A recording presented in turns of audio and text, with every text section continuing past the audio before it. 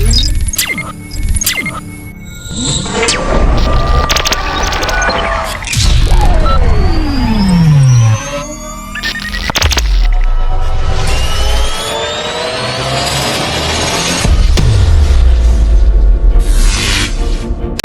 sa inyo mga ka-DIY at welcome back sa ating munting channel. At sa video na to ay gagawin natin ang radyo na ito. Yan. So ito yung mga nauunang modelo ng ating mga radyo. So old model ito na Lavisha na AM, FM, TV, SW receiver or yung band radio. So sa video na to gagawin natin siya. So ang sira nito ay ayaw na niyang gumana. So susubukan natin ayusin. So sa mga ganitong radyo, hindi dapat ito isinasaksak agad-agad or ipinapower agad. Yung bagay na isasaksak siya kagad sa direct 220 volt. So hindi dapat siya isaksak agad. So susunod nating step para magawa ito ay mag visual check muna tayo kung meron ba siyang mga lamat ng mga pagsabog or pag-usok. Sa simpleng pagkamoy lang dito sa kanyang mga ventilation ay maaamoy nyo na yan kung may umuusok ba na sanhi nung kanya sira. So ayan, tignan ninyo, ayan, kagaya nito merong loose parts, ayan o, meron siyang loose parts na hindi nakatikit, tapos wala siyang battery. Tignan nyo lahat kung meron ba tayong pwedeng maging suspect sa kanyang sira. Balik natin. Sa mga ganitong radyo, ang kanyang battery sa tingin ko ay LiPo 4 na malalaki, 1.5. Tapos meron tayo dito 3 volt jack. Yan. So may yung mga ganyan jack, mahirap tayo maghanap niyan. At syempre yung kanyang speaker, ito yung kanyang off, on off sa volume. Yan. Off, pag off, yan, meron siyang on off switch dito yan.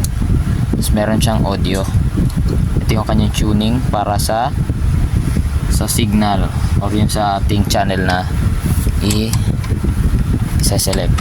So ngayon, dahil kanina tinesting ko na ito, hindi siya gumagana, para may pakita ko sa inyo, tester natin, saksak natin sa direct 220 volt dun sa ating test valve. So ito, saksak natin dito. Ayan, saksak na. Sa mga ganitong saksakan, madalas nasisira nito yung kanyang wire sa mga ganitong radyo.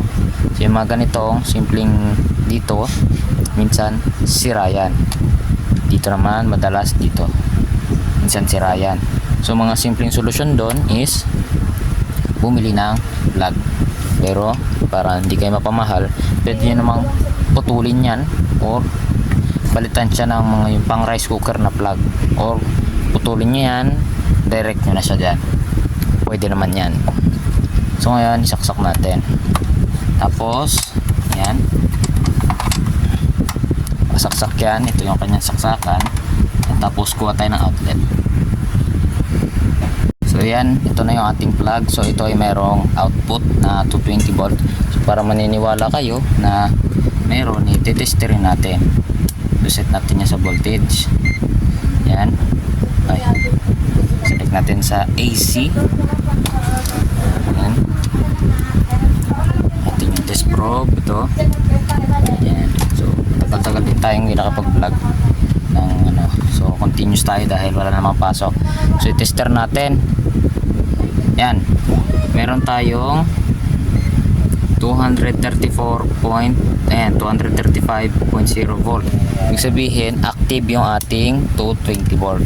So wala tayong problema sa supply. So pagka hindi ito kumana, ibig sabihin radyo ay may problema. So ito, so i-off ko lang muna natin. Off. Isasaksak natin. Saksak na. Saksak na, di ba? Tapos wala siyang reaksyon. So huwag kayo kagad hawak sa mga bakal at baka mag-ground tayo. So ayan o, wala namang ground. So on natin.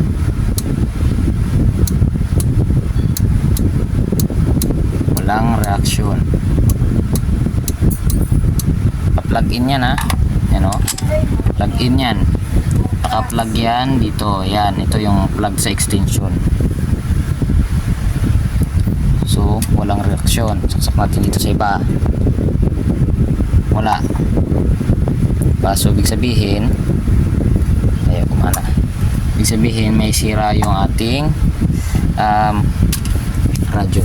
So para sa unang step ng ating pagre-repair, ito step by step tayo sa pagre-repair ng radyo. Dahil sa mga radyo, madalas nasisira niya na yung kanyang speaker. May para lang sa akin ha, sa mga nauunang modelo. Pero start muna tayo sa basic. Ang basic na ating titignan ay yung kanyang plug. Itong kanyang plug, minsan ito ay mayroong sira.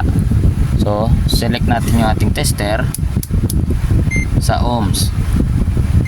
Buzzer, select natin yan dyan. Ito. Sa mga merong gantong probe sa tester, huwag nyo itatapon yung mga test probe ninyong ganon, yung mga cover ng test probe, dahil nakakasakit ito. Suksok natin yung isang test probe dito, yan. Tusok mo, diba? Tapos ayan, ilagay natin sa ibang contact. Wala. Ito, ayan. So kung makikita ninyo, ayan, lobat na pala yung ating tester. So kung makikita ninyo, yung kanyang ohms value na nakikita ay masyadong mataas. So posibleng yan din ang sanhi, pero tayo naman ay meron na nare-reading. So okay pa yan. Ayan. Ayan o, wala tayo nare-reading. So ayan o, kita nyo dito sa kabila. Ayan, wala rin, pero yan ay may reading oh. Ito wala, ito wala din sa kabila. Ayan, meron oh. Dito oh. Ayan, meron din pala. Ayan, so sabihin okay yung ating power cord. So wala tayong problema. So susubukan nating saksak. Testerin natin yung voltahe na lumalabas sa kanya. Tignan natin kung may supply. Baka mamaya hindi lang pala nakakadaloy yung supply. Tignan natin. Then walang reaksyon. Meron naman takaon naman ito.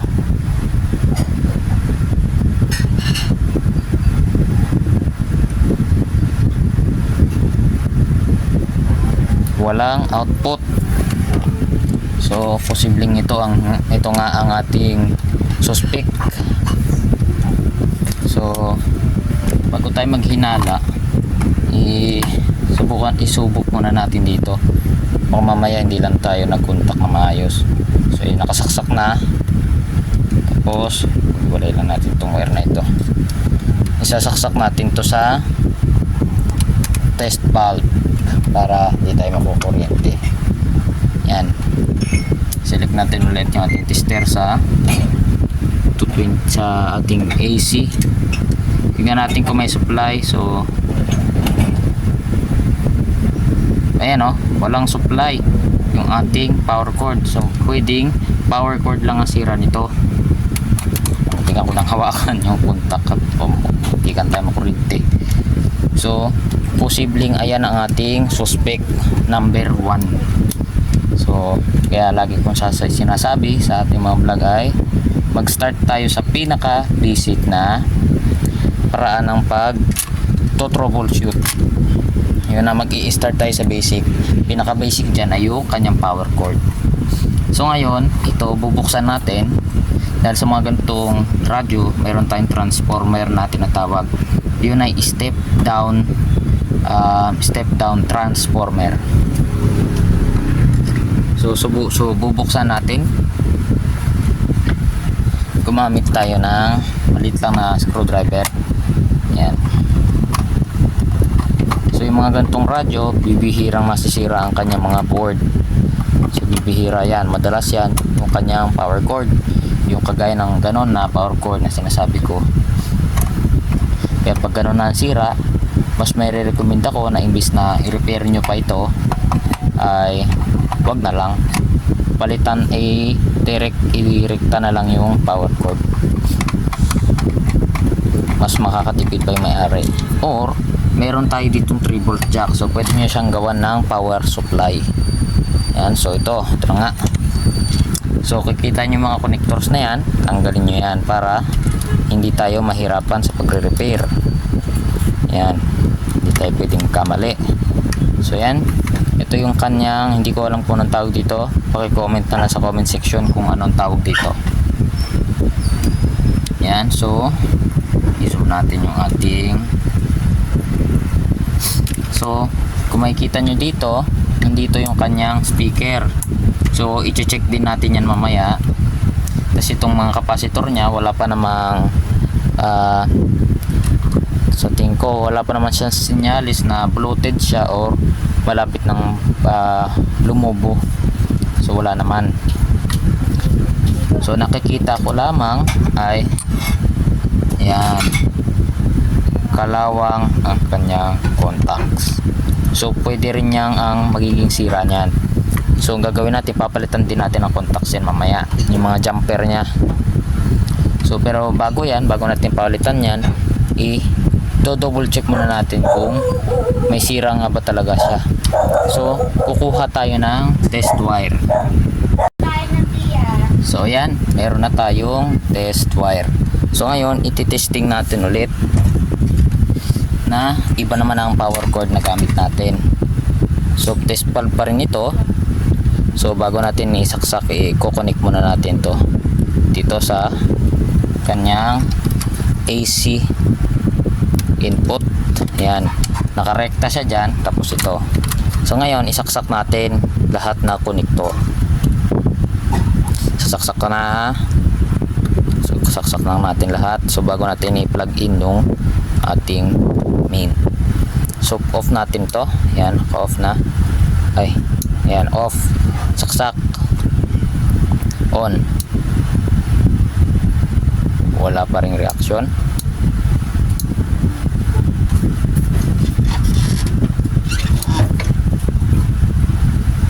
Walang reaksyon ang ating radyo. So ibig sabihin sira pa rin. May sira pa rin talaga siya. Tignan natin yung output ng ating transformer. Tingnan natin kung merong output. So yan ang yung una nating step pag na-open na natin yung ating ating radyo. So ititesting natin si output. Tingnan natin kung may output siya. Kung wala, yan. So sa mga step down transformer, dahil transformer lang naman yan, wala siyang bridge rectifier, ang gagawin natin, ano lang muna natin, tester lang muna natin sa AC yung ating mode. So ngayon ito, ikabit lang natin yung ating test probe dito. Yan. So may kita ba yung ating tester? Ayan, so nakakabit na. Medyo mahirap lang. Nakabit na ito.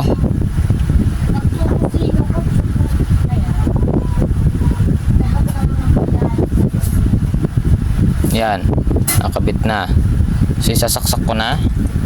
Naka-on pa rin yung ating, so ayan, meron tayong 9 volt AC yan ha. Ibig sabihin meron tayong input dito sa ating transformer. So ibig sabihin meron tayong power na pumapasok. So para malaman din natin yung ating sa AC dito sa ating power cord, isasaksak natin si power cord dito. Tanggalin natin to. Saksak natin si power cord. Parang nawawalan tayo ng pag-asa pagka ganito. So ngayon saksak lang natin. Wait lang, i-unplug muna natin. Hindi pa natin ay ilagay yung ating test probe. So pagka hindi naman natin magawa, meron namang ayawan or pwede tayo maghanap ng parts. Ayan, So buo yung ating power cord kasi meron tayong na reading na 9.20, ibig sabihin nakakapasok yung power sa kanya. So hindi yung power cord yung ating sira, so mayroon pang iba. So yun ang pangalawang step natin. Sa pangatlong step pala sa pag-testing ng ating mga appliances na re-repair.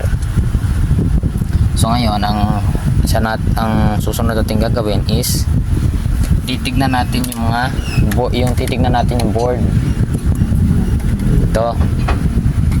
So iset aside natin to dahil itong circuito nito ay buo, so wala tayong pakikialaman dyan. So wala tayong gagalawin. So tanggalin lang natin tong outlet. Yan, itong mga tornilyo tabi ninyo yung tornilyo, baka mawala.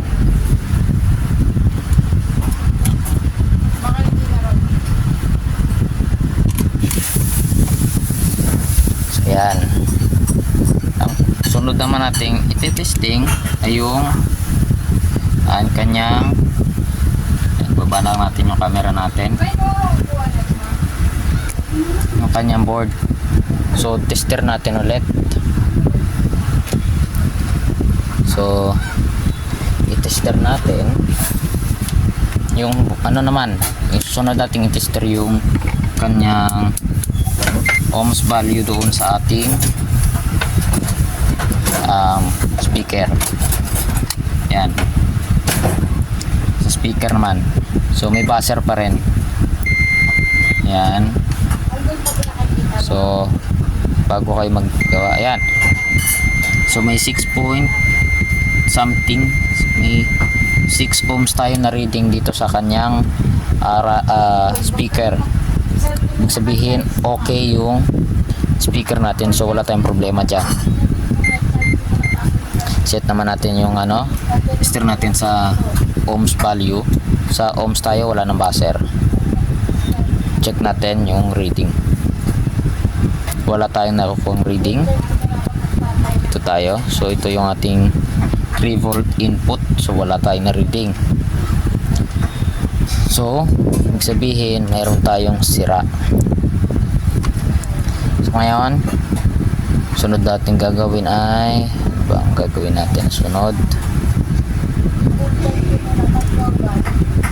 so ito mga contacts na itong mga capacitor pala, testerin natin yung capacitor.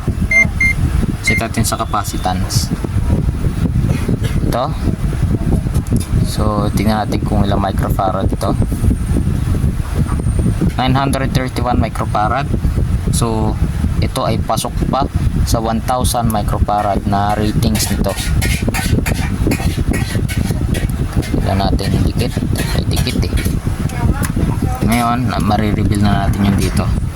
Ito yung contacts ni capacitor dito sa dulo. Ngayon check natin.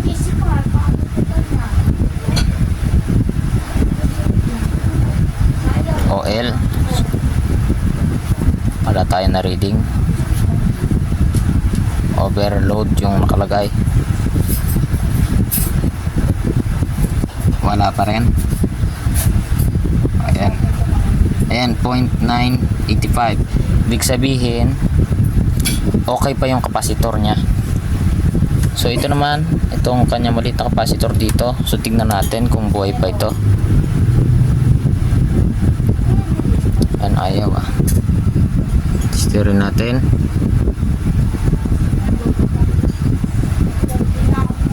Yun, so ito ay 200 microfarad, so ito ay okay pa, so pasok pa siya. Ngayon testerin naman natin itong ating coil. Tester natin, yan 2.4 ohms. So ito yung pagka i-search nyo to, so posibleng 2.4 ohms yung ating makuha sa search. So ngayon dahil wala naman tayong visual na nakitang problema, i-open muna natin yung radyo, baka nasa ilalim yung ating sira. So i-open natin, tanggalin natin itong isang tornilyo. ito nag-iisa, ay ko. Yan, tanggalin natin. Yan.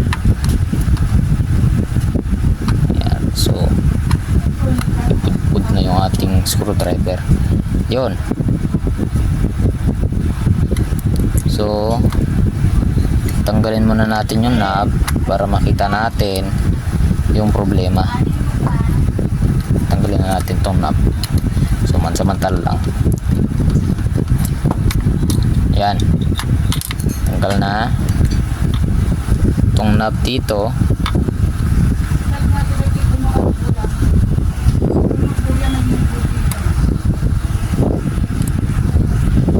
Tanggalin lang natin yung tornilyo. Yan, napakalilit ng tornilyo. So ngayon, ito yan, ito yung kanyang mga wiring. So wala naman talaga akong alam dito kung ano yung mga kanyang sira. So naghihinala lang ako sa mga kanyang jumper dahil kalawang na. Yan, so kanyang mga jumper, tester lang natin yung kanyang mga jumper. Tester lang natin. So dapat ito ay magbabaser.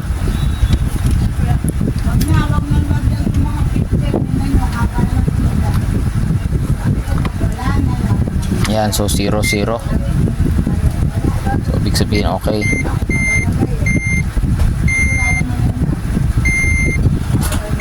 Okay.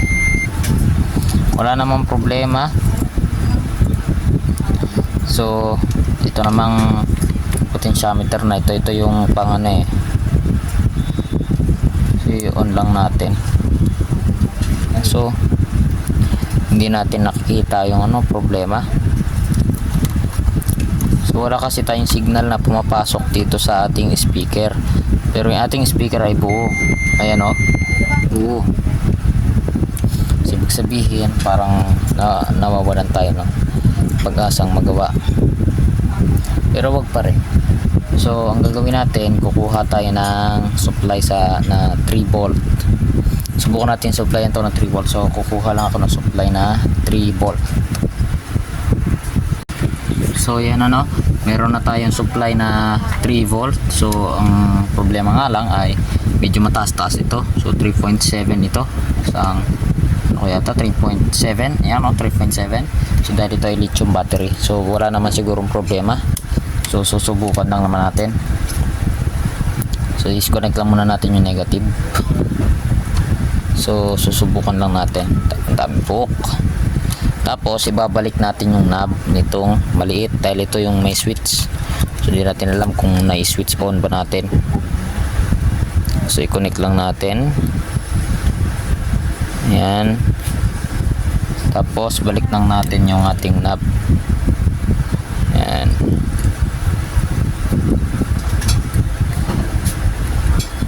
Tornilyo.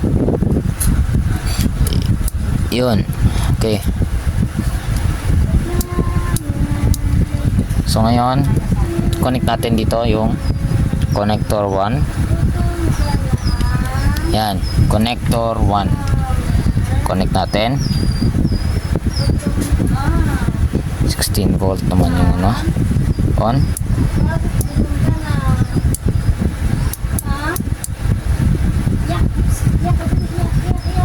Walang nangyari. So set lang natin to sa milliamps itong ating tester para makita natin yung current na pumapasok sa kanya. So DC. Okay. On.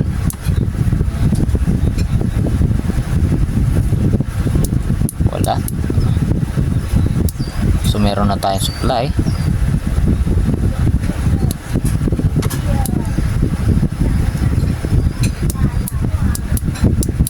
Pero wala pa rin. So nakakapagtaka at wala pa rin tayong ano no. Ayan no.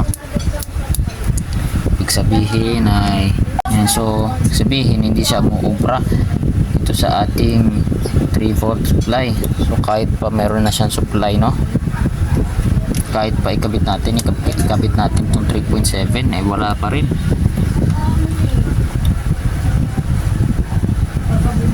Ayan, no, wala. Ayan, no, so nagko-contact naman siya. Ayan, tignan niyo yung contact. Ayan, nakahiwalay na ngayon. Ayan, no, nakahiwalay yung contact. Tingnan natin kung merong contact. Ano, so meron na siyang contact. Ayun. Yung contact, walang contact.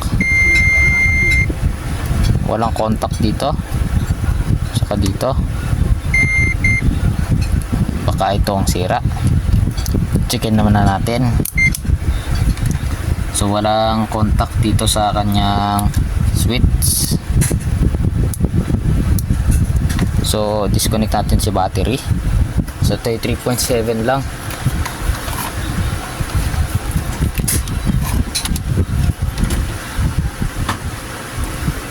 So mga ganitong problema talagang sinusuri ko dahil sayang naman yung radyo, diba? Kung makakahuyan lang. Meron naman siguro na bibiling board nito, pero pa rin. So hindi nagko-contact yung ating ano dito sa ano. Ayan, wala no contact siya dito. Dapat ito ay may contact dahil ito yung nagbibigay ng, ito yung sa ano, ito matawid eh. Ito dapat yung may contact, dapat sila yan dalawa. So walang contact ito. So pwede nating ano yan, initan ng hinang para matanggal yung debris. So lilihain na lang natin pala. So kuha tayo ng liha, yung manipis na manipis lang dahil hindi naman natin kailangan na makapal. So lilihain lang natin. Yan, so susubukan pa natin lihain. So, lihain lang natin pasakali. Baka sakali pa rin tayo. Sayang naman.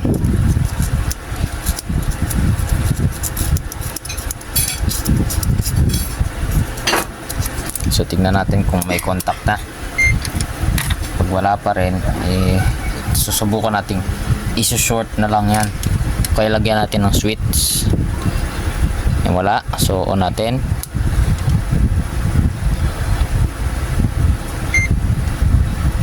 Nagkakaroon na siya ng contact ng konti. Ayan, o. Yan niya, nagkakaroon na siya ng contact na konti. Ayan, wala. Nawala. Ayan, o, nagkakaroon siya ng contact na kakarampot. Ayan, o, 2.5 mega ohms. Ang taas. Ay, oo, tama, napakataas ng reading niya. So dapat mababa yan kasi contact yan dapat below ano yan. So yan, kuha lang tayo yan, linisin lang natin ang linisin.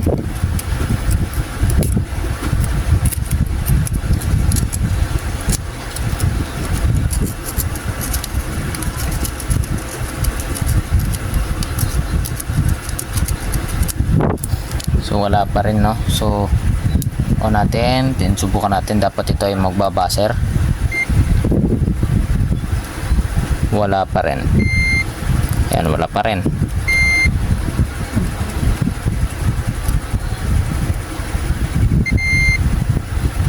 Ito yung wala. Ayun. So konti pa at tumataas na yung bumababa na yung kanyang ano, reading. Ayan, o, nagkakaroon na siya ng 20-30 kilo ohms. Ibig sabihin gumaganda yung contact. Dapat subukan lang natin.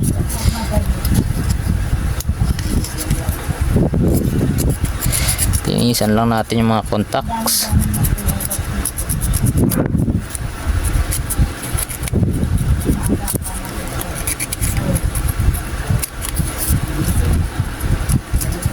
Tapos susubukan nating iinitan ng soldering iron. Lagyan natin ng LED. Subukan natin. Matatanggal yan. Loose contact na yan.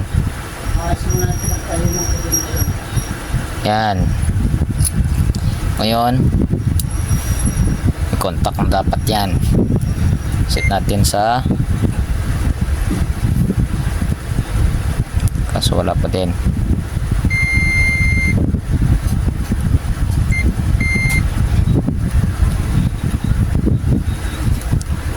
Ano natin, wala pa din eh.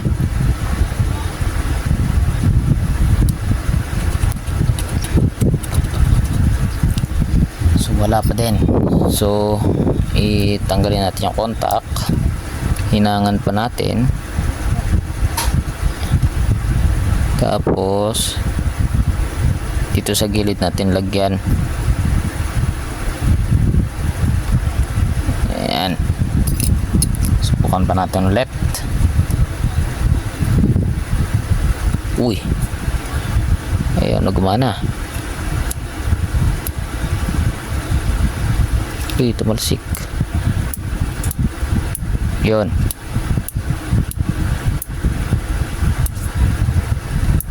Yan, so naka-contact na. Natin. Ayun. Meron ng contact. So, nakaka-contact na. Ayan o.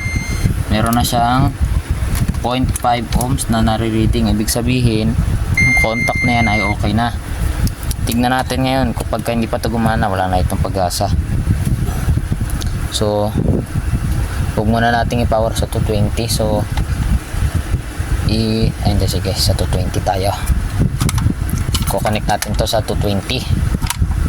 So, subukan natin ngayon.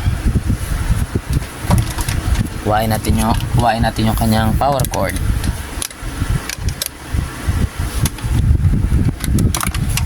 Tapos connect natin dito yung transformer. Ito yung kanyang transformer. Ito yung blue wire. Connect nyo siya dyan. Ayan. So walang polarity yan. So walang problema kahit magkabali-baliktad. Pero di naman mabaliktad yan. So ngayon, wala tayong ginalaw pa. Ito lang, tong switch lang na to. Off muna natin. Saksak natin sa test valve. Yan. Tapos mag-gloves pala tayo. Nakasaksak na yan ha. Meron ng output yan. So gloves lang tayo saglit. Yung kahit yung isang kamay lang. So on natin.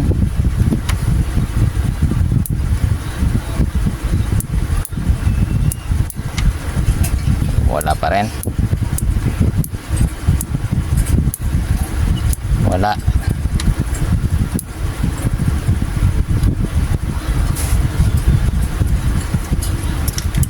Walang nangyari. Bakit? Walang nangyari. Anong nangyari? Anong meron? Meron namang contact. So, wala. Ayaw. Tingnan natin yung voltahe ng transformer kung meron ba. Kasaksak na yan. So tignan natin kung meron. AC tayo. Tignan natin kung merong output. Yan. At kung merong output. Meron tayong wala. Wala tayong output kay kagwang. Dapat meron. Kagwang na. Naloko na talaga. Susubukan natin na padaanan ulit ng tester. Pag ito ay wala, pag ito ay meron dito tapos sa connector ay wala, yan, Sasaksak natin to. Pag ganyan, walang output.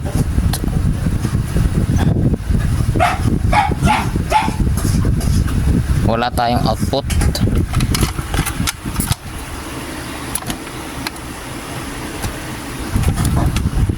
Wala na naman. Ayaw na naman niya. So ulitin natin. Saksak dito. Wala. Ayan o, 0 0. Walang output. Sa AC tingin ko meron. Wala din. Wala ding output. So ibig sabihin yung power cord niya ang sira, dahil pag nagagalaw-galaw siya ayaw din gumana. Kuwang na. Naloloko ako ng kagwang na ito So kunin ka natin siya na ibang power cord ulit. Tingnan natin kung gagana na. Pag magkakaroon to ng output. Okay, so tapos sasaksak ulit natin. Saksak ulit natin. Tingnan natin kung may output pa siya na makuha.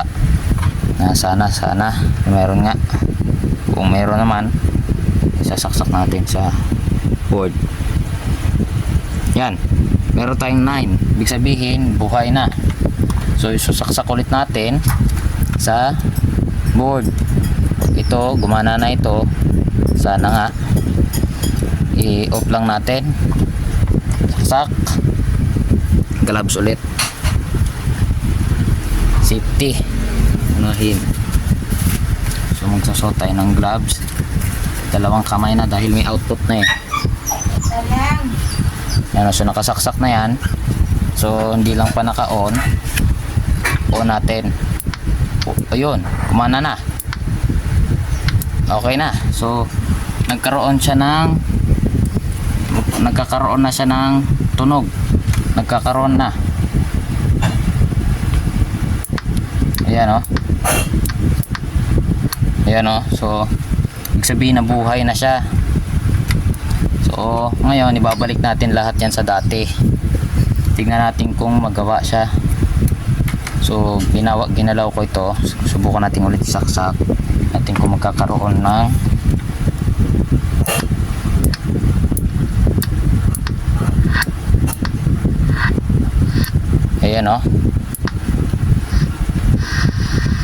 Ayan nagkakaroon na siya ng tunog. Ibig sabihin nagawa natin yung radyo. So ngayon ibabalik lang natin to sa dati.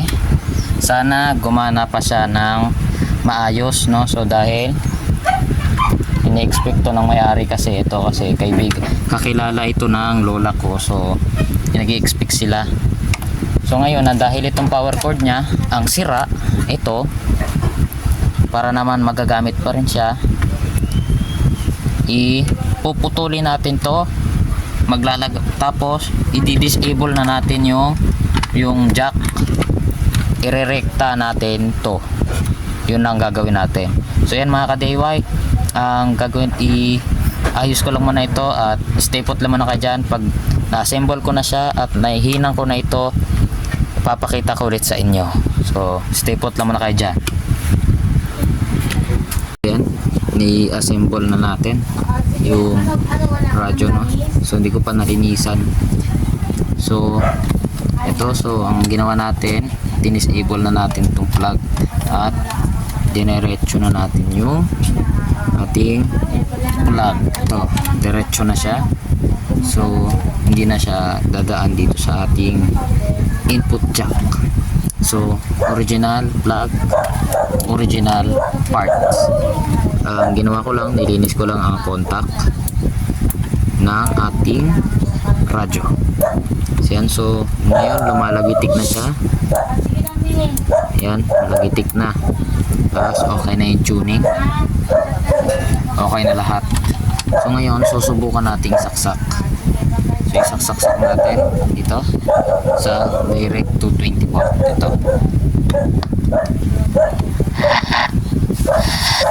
Yan. So, okay na. Masaksak na. So, tumunog na. So, ito, okay na. Wala namang problema. So, dito yung ating selector ng FM, ng SW, hindi ko alam yan, or yung signal receiver siguro yan, at yung AM. So FM tayo. So on natin dito. So yung on, yun,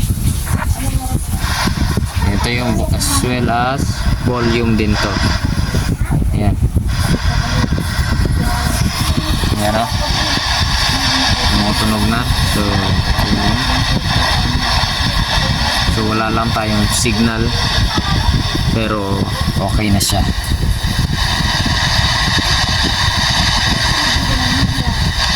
Okay, so okay na siya. So yan lang. Maraming salamat sa panonood sa video na to, at sana may natutunan kayo kung paano ang step by step procedure ng paggawa ng ating mga radyo, yung mga old model. So yun lang ang ating gagawin. Step by step, titignan muna yung ating plug kung buo pa, kagaya nito. Ito lang yung sira niya at yung kanyang switch. Step number 2, i-check yung kanyang speaker. Minsan kasi yung speaker niyan ay sira na. Ay, mali pala tayo. So step 1, check yung cord. Galaw-galawin ito pagka tester nyo. Pag nawawala-wala, itong sira. Step number 2, i-check yung switch selector. Minsan kaya walang tunog yung ating radyo is dahil wala yung kanyang yung kanyang selector switch para doon sa kanyang AM, SW at yung FM or yung TV receiver. Tapos step number 3, i-check yung kanyang itong speaker nya. So ito, i-check nyo rin yan dahil minsan wala nang connection yan, sira, kaya walang tunog. Magana yung board, walang tunog. Step number 3, yung kanyang input jack socket. So isa ito sa mga pinaka main problem nito, maluwag na ito. Kaya nangyari yung kanyang jack dito sa kanyang outlet ay lumuwag din. So nag-init hanggang sa nasira na rin yung puno. Tapos yung kanyang transformer, yun ang step 4, yung transformer. Step 4, i-check ang transformer. I-check nyo ang transformer kung gumagana pa. So pag hindi na gumagana yan, hindi na nag-output ng voltahe, sira na ang transformer. So sa mga transformer ganyan, ay pwede kayong bumili sa Shopee. Pero dahil nga mas modernized na tayo, pwede nyong i-convert ito sa supply ng mga 5 volt DC na charger cellphone, or pwede kung gusto nyo mas maganda para magagamit nyo siyang radyo sa brownout, or kung wala kayong kuryente, lagyan nyo siya ng battery. So mga gantong radyo, lagi talagang may socket yan sa battery. Ang laki ng compartment niya. Pwede kayo maglagay ng dalawang 18650, tapos yung BMS, tapos yung kanyang TP4056, kasya dyan. Kaya pwede nyong gamitin. O kaya yung TP5100, pwede rin yun. Tapos yung step number 5, i-check nyo yung kanyang mga jumper. Sa mga gantong old model na radyo, ang kanyang mga board ay mayroon ding jumper wire. Pag nangangalawang yon, minsan putol na pala, kaya ayaw gumana ng radyo natin. So kailangan yung iayos yun, palitan nyo ng jumper wire. So sa akin naman, yung ginagawa kong jumper wire ay yung tawag dito, yung ating wala dito sa akin yung ko. So yung parang yung mga copper wire, pwede nyo gamitin yun. So pang jumper, mas maganda yon, hindi nangangalawang. O kaya yung mga soldering lead, pwede yun. So step number 6, i-check nyo yung kanyang yung bridge rectifier, minsan meron yung bridge rectifier dyan, minsan lang naman, pero dito wala. So yun ang step number 6. Pagka sira yun, minsan ayaw gumana. So yun lang yung 6 steps na alam ko. So yun lang, maraming salamat sa panonood at sana may natutulong kayo sa video na to. At huwag kalilimutang mag-subscribe, mag-like at mag-share. At higit sa lahat, pindutin ang notification button or notification bell para lagi kang updated sa ating mga bagong videos. So yun lang. Dito si Josh Electrical Vlogs nagpapaalam sa inyo. Kita tayo sa next video.